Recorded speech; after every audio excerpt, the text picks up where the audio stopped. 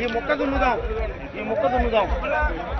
నువ్వు ఆ మొక్కలుగా దున్నాల్సింది ఈ మొక్క చేసుకోండి కొద్దిగా మీరు కూడా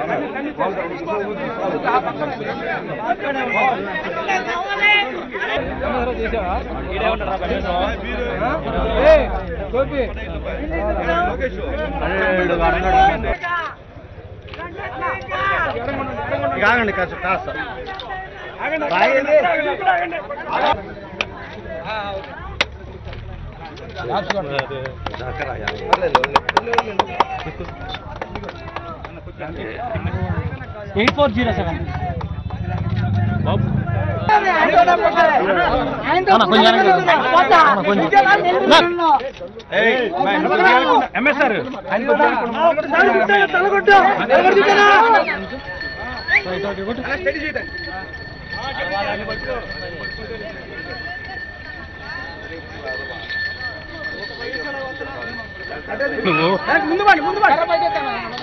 నువ్వు ఎరక్కిరా బాబు.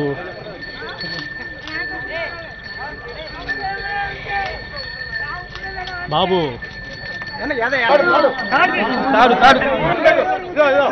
ఎదరకాలండి కొద్దిగా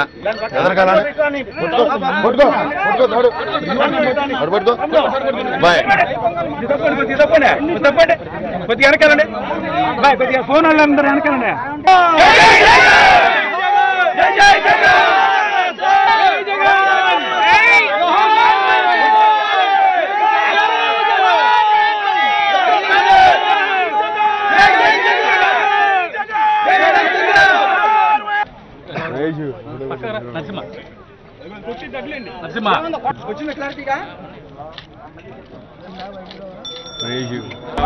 ఏదైతే ఈరోజు ఏరువాక కార్యక్రమానికి రాజా గ్రామానికి మంగళగిరి శాసనసభ్యులు పెద్దలు ఆర్కే అన్న గారు ఆహ్వాన్ మేరకు ఈ ఊరికి రావడం జరిగింది.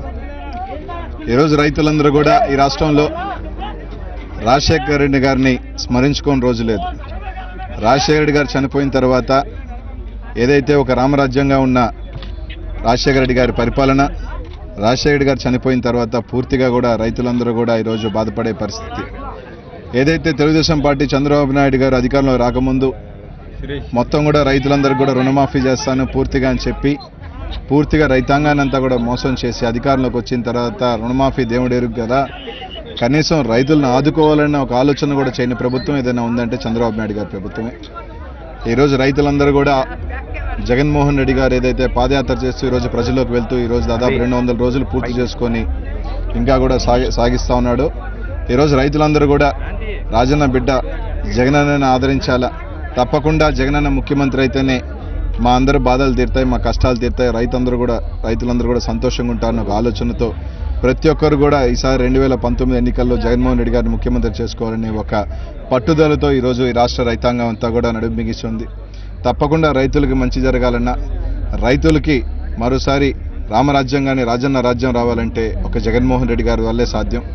తప్పకుండా ఈ రాష్ట్ర ప్రజలు కోరుకునే విధంగా రాజశేఖర రెడ్డి గారి కన్నా కూడా ఒక అవకాశం జగన్మోహన్ రెడ్డి గారికి ఇచ్చిన వేళ తప్పకుండా అంతకన్నా గొప్ప పరిపాలన ఈ రాష్ట్ర ప్రజలకు అందరికీ కూడా ఇస్తాడు. ఖచ్చితంగా రాజన్న బిడ్డగా జగన్మోహన్ రెడ్డి గారు కూడా చిరస్థాయిగా చరిత్రలో మిగిలిపోయే వ్యక్తిగా రైతాంగాన్ని అంతా కూడా ఆదుకొని ఒక గొప్ప నాయకుడిగా, గొప్ప పాలకుడిగా, గొప్ప ముఖ్యమంత్రిగా కూడా అయ్యే అవకాశం ఉంది. కాబట్టి అందరినీ కూడా ఒక అవకాశం జగన్మోహన్ రెడ్డి గారు ఇవ్వాలని చెప్పి ప్రతి ఒక్కరిని కూడా కోరుకుంటూ సెలవు తీసుకుంటున్నాను. ఏరువాక పండగ కార్యక్రమంలో ఈ రోజున నెల్లూరు శాసనసభ్యులు సోదరులు అనిల్ కుమార్ యాదవ్ గారిని ఆహ్వానించుకొని ఆయన సమక్షంలో కాజగ్రామం మంగళగిరి మండలంలో మేము ఈ రోజున ఏరువాక కార్యక్రమం చేసుకోవడం జరిగింది. రైతుని రాజుగా చేసింది రాజశేఖర రెడ్డి గారు. ఆనాటి స్వర్ణయుగం ఏది అంటూ ఈ రోజున కూలీ రైతు, కౌలు రైతు అల్లాడిపోతూ మేము తప్పు చేశాము, నమ్మాము చంద్రబాబుని, ఒకప్పుడు నమ్మకం తప్పని తేలింది, ఎట్టి పరిస్థితుల్లో ఇక మేము చంద్రబాబు నాయుడిని నమ్మే పని లేదు, ఎందుకంటే రుణమాఫీ చేస్తా అన్నాడు, మేము నమ్మాము, రుణమాఫీ ఊసే లేకుండా పోయింది. రుణమాఫీ సంగతి దేవుడు ఎరుగు. ఈ రోజున విత్తనాలు దొరకట్లేదు, దొరికిన విత్తనాలు కూడా నకిలీ విత్తనాలు అయిపోతూ ఉన్నాయి. అంతేకాదు ఎరువులు లేవు, మందులు దొరకట్లేదు, పండించి కష్టపడి పండించిన పంటకి గిట్టుబాటు ధర కూడా చేయలేనటువంటి దారుణమైన పరిస్థితుల్లో ఈ రోజున చంద్రబాబు నాయుడు తెలుగుదేశం ప్రభుత్వం వెళ్ళింది అని అంటే చంద్రబాబు నాయుడు రైతు వ్యతిరేకి అనేది చాలా స్పష్టంగా తెలిసిపోతూ ఉంది. చంద్రబాబు నాయుడు గతంలో మనసులో మాట అనే ఒక పుస్తకాన్ని రాసుకొని దాంట్లో చాలా స్పష్టంగా చెప్పాడు, వ్యవసాయం దండగా, రైతులకు సబ్సిడీలు ఇవ్వకూడదు. అంతేకాదు చంద్రబాబు నాయుడు రైతన్నల్ని పిట్టల్ని కాల్చినటువంటి సంఘటన కూడా మనందరం చూసాము. కానీ మరొక వైపున రాజశేఖర రెడ్డి గారు రైతుని రాజుగా చేసి వ్యవసాయం అంటే రైతన్నది, రైతన్న ఉంటేనే ఈ రాజ్యం సుభిక్షంగా ఉంటుందని చెప్పేసి అహర్నిశలు రైతు కోసం శ్రమించినటువంటి నాయకుడు రాజశేఖర రెడ్డి గారు. ఆ రాజశేఖర రెడ్డి గారు లేనటువంటి ఈ రోజుల్లో తిరిగి రాజన్న పరిపాలన తీసుకొస్తాను అంటూ మా కోసం మా సమస్యల మీద నిరంతరం పోరాటం చేస్తున్నటువంటి జగన్మోహన్ రెడ్డి గారికి మేము అండగా నిలబడతామని చెప్పేసి ఈ రోజున రైతన్నలు చెప్తా ఉన్నారు. ప్రభుత్వం చంద్రబాబు నాయుడు సిగ్గు లేకుండా ఈ రోజున ఏరువాక కార్యక్రమం చేస్తూ ఉన్నారు. ఎందుకంటే ఇదే రాజధానిలో సుమారు 1,06,000 ఎకరాలని 3 నుంచి 6 పంటలు 5 పంటలు పండే సంవత్సరానికి పండే భూముల్ని, సారవంతమైనటువంటి భూముల్ని ల్యాండ్ పూలింగ్ అనే అక్రమ విధానంతో చంద్రబాబు నాయుడు రైతన్నల్ని భయపెట్టి బెదిరించి రైతన్నలు ఎదురు తిరిగితే వాళ్ళ యొక్క పంటలు తగలబెట్టినటువంటి దీనస్థితికి ఈ ప్రాంతంలో చంద్రబాబు నాయుడు తీసుకువెళ్ళడం జరిగింది. రైతన్న ఎదురు తిరిగితే మేము పంట పండించుకుంటాము, నీ దోపిడీని అడ్డుకుంటామని అంటే అక్రమంగా కేసులు పెట్టి పోలీస్ స్టేషన్లో హింసించినటువంటి సంఘటన చంద్రబాబు నాయుడు ఈ రోజున సిగ్గు లేకుండా నేను ఇంకా ఏరువాక చేస్తా ఉన్నాను అని అంటే నమ్మే పరిస్థితుల్లో ఎవరు లేరు. అందుకు మేము రాజశేఖర రెడ్డి గారి పరిపాలన గుర్తు తెచ్చుకుంటూ ఏరువాక కార్యక్రమం చేశాము.